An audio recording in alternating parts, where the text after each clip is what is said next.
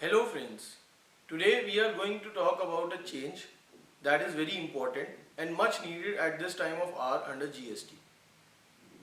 My name is Anmol Gupta and I welcome you all to our GST channel GST India AZL.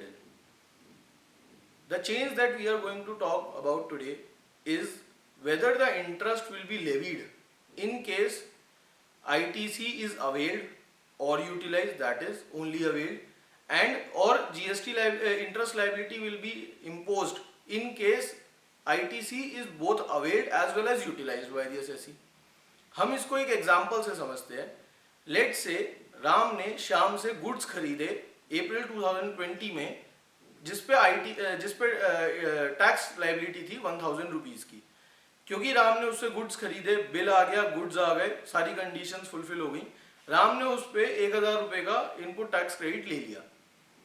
Late से अब 6 महीने बाद या साल भर बाद डिपार्टमेंट राम के पास आता है और उसको बोलता है कि आईटीसी एडमिसिबल नहीं था due to various reasons. Let's say Sham ने एक्चुअल गुड्स प्रोवाइड नहीं करे, फेक बिलिंग का केस था और ब्लॉक क्रेडिट्स थे, उस राम ने गलत क्रेडिट ले लिया था, और due to any reason department comes to Ram and says that this ITC is not admissible ITC. Now there are two scenarios. One scenario जिसमें राम ने वो 1000 रुपए का अप्रैल में ITC लिया और उसको यूटिलाइज कर दिया अप्रैल की आउटपुट लाइबिलिटी से.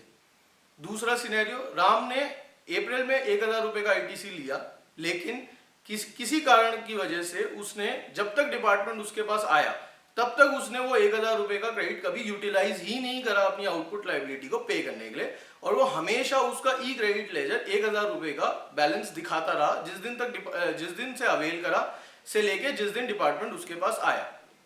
अब इन दोनों केसेस में इंटरेस्ट लाइबिलिटी क्या बनेगी?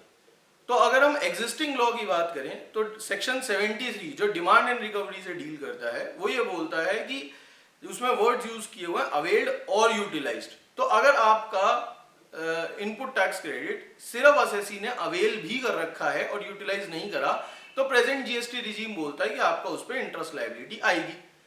लेकिन फंडामेंटली ये चीज गलत है, क्योंकि जब असेसी सिर्फ उसको अवेल करता है तो उसके वो वॉलेट में बैलेंस पड़ा रहता है लेकिन वो कभी भी आउटपुट लाइबिलिटी से यूटिलाइज ही नहीं होता.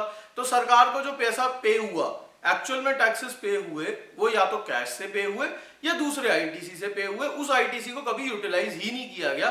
तो जब उस आईटीसी का रिवर्सल होगा तो उस पर इंटरेस्ट की डिमांड नहीं होनी चाहिए.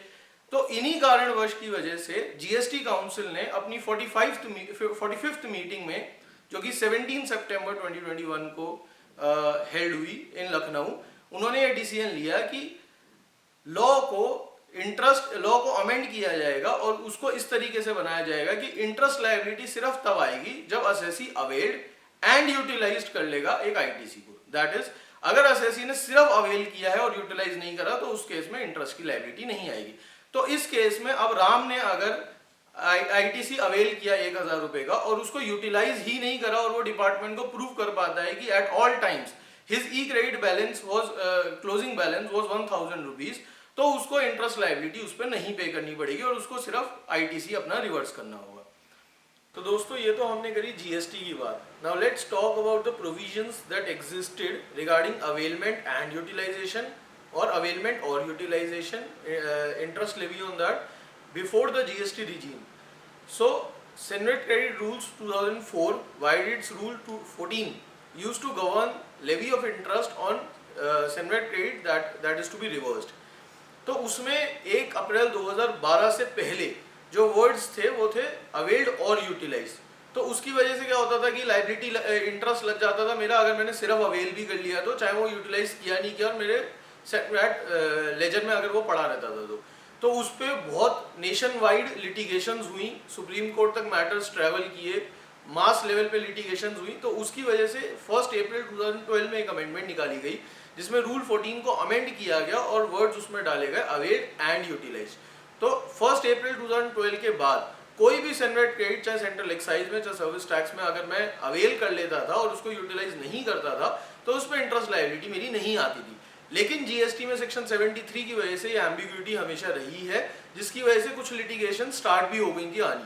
तो जीएसटी काउंसिल ने अब इस पे क्लैरिफाई कर दिया है कि 1 जुलाई 2017 से ही अगर मैंने कोई भी आईटीसी अवेल करके यूटिलाइज भी कर लिया तो उस पर इंटरेस्ट लायबिलिटी आएगी एट द रेट ऑफ 18%। लेकिन अगर मैंने कोई भी आईटीसी सिर्फ अवेल किया है और वो मेरे इलेक्ट्रॉनिक क्रेडिट लेजर में पड़ा हुआ है एज अ क्लोजिंग बैलेंस, तो उस पर मेरी इंटरेस्ट लायबिलिटी नहीं आएगी। Thank you.